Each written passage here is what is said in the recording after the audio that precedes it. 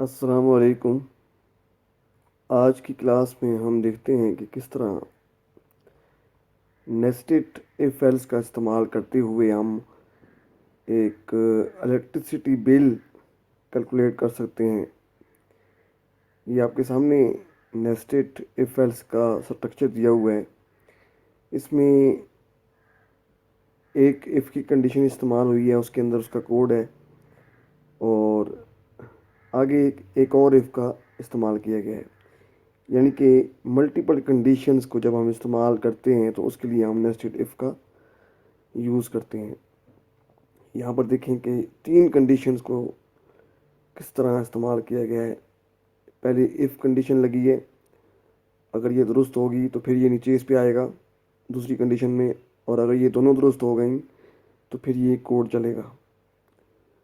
और अगर ये दूसरी कंडीशन फॉल्स हो गई तो फिर ये एल्स वाला कोड चलेगा। और अगर ये दोनों फॉल्स हो गई तो फिर ये तीसरी कंडीशन वाला कोड चल जाएगा। तो आइए इसको एक एग्जांपल के ज़रिए समझते हैं। तो ये आपके सामने एक प्रोग्रामिंग एग्जांपल दी हुई है जिसमें बिजली का बिल कैलकुलेट किया गया है, और इसमें जो इनपुट दी गई है वो नंबर ऑफ़ यूनिट्स कंज्यूम्ड और पर यूनिट प्राइस।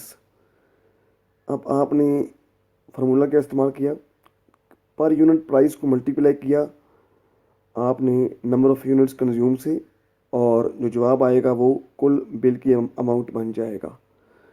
जबकि यहाँ पर हमारे पास दो टाइप के वेरिएबल इस्तेमाल होंगे, यानी कि दो टाइप के बिजली इस्तेमाल करने वाले सार्फिन हैं हमारे पास। एक है जी कमर्शियल और दूसरा होम यूज़र। हमने इन दोनों टाइप के यूज़र्स के लिए बिजली का बिल मालूम करना है।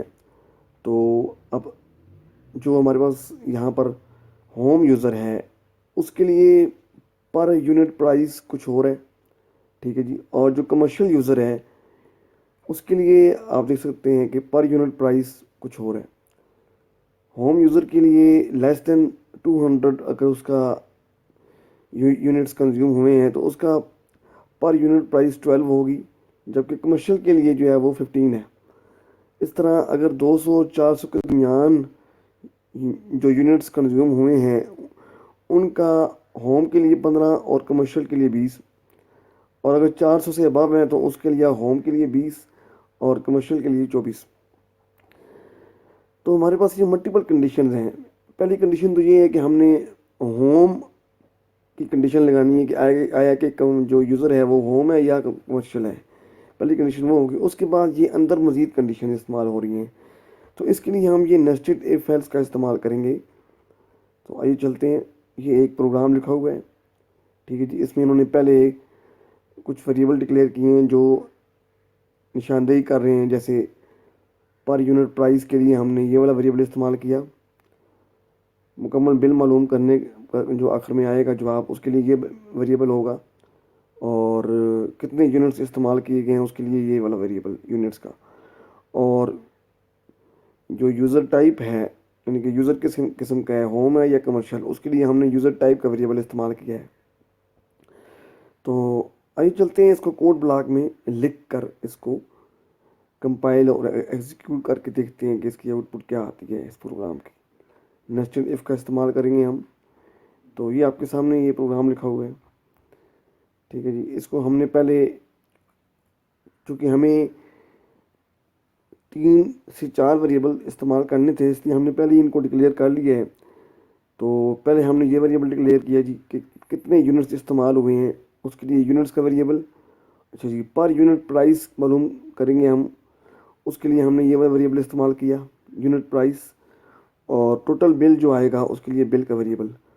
नीचे हमने करेक्टर टाइप का एक वेरिएबल इस्तेमाल किया जो कि यूज़र की टाइप बताएगा कि आया है वो होम है या कमर्शियल। अच्छा जी, नीचे आए तो हमने अब जब प्रिंट एफ के ज़रिए हम इसको मालूम करेंगे, जब प्रोग्राम एग्जीक्यूट होगा तो ऊपर लिखा आएगा कि please enter H for home user and C for commercial user. ये आपको मैं दिखा भी देता हूँ इसको। जब इसको बिल्ड करेंगे और इसको कंपाइल करेंगे तो इसमें ये ऊपर लिखा आएगा please enter H for home user and C for commercial user. ये प्रिंट एफ जो आपने यहाँ पे लिखी है पहले ये लिखी आएगी, ठीक है जी। तो आगे चलते हैं। कह रहा है कि इसको आपने कोई वैल्यू इंटर की, तो हम इसको देख लेते हैं। अभी फ़िलहाल हमने वैसे करना तो नहीं था, अभी ये कुछ आउटपुट भी दिखा रहा है, लेकिन अभी हम इसको समझते हैं पहले। अच्छा जी, आगे चलें तो ये हमारे पास जब हमने इनपुट किया, अभी मैंने आपके सामने कुछ वैल्यूज़ इनपुट की थी, हमने होम यूज़र इनपुट किया, उसके लिए एच तो आया, और आगे उसके पर सॉरी यूनिट्स जो उसने कंज्यूम किए थे वो लिख दीजिए। ठीक है जी। अब अगर यूनिट्स 200 से कम हुए तो ये वाली if चलेगी। ठीक है जी। अगर 200 से कम यूनिट्स आपने एंटर किए तो वो नीचे आएगा, और फिर देखेगा कि आया कि अगर कस्टमर होम है तो फिर उसकी यूनिट प्राइस 12 कर देगा, और अगर कमर्शियल है तो उसकी 15 कर देगा। ठीक है जी। फिर नीचे आएगा एल्स पे, और अगर जो यूनिट्स कंज्यूम हुए हैं वो 200 और 400 के दरमियान है, तो फिर दोबारा देखेगा कि अगर यूनिट्स 200 और 400 के दरमियान है, आया कि वो होम है या कमर्शियल है। अगर होम हुआ तो फिर इसमें 15 से उसको मल्टीप्लाई कर देगा, और अगर कमर्शियल हुआ तो उसको 20 से मल्टीप्लाई कर देगा।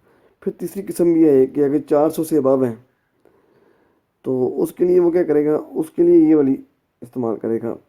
उसके लिए पर यूनिट होम के लिए 20 और कमर्शियल के लिए 24 कर देगा। तो आइए इसको एग्जीक्यूट करते हैं प्रोग्राम को, और इसको इसके आउटपुट देखते हैं। ये हमने कंपाइल किया, और इसको अब ये output, please inter home user और कमर्शियल। मैंने होम इंटर किया, एच तो आया, कहते हैं नंबर ऑफ़ यूनिट्स कंज्यूम, तो मैंने कहा जी 345।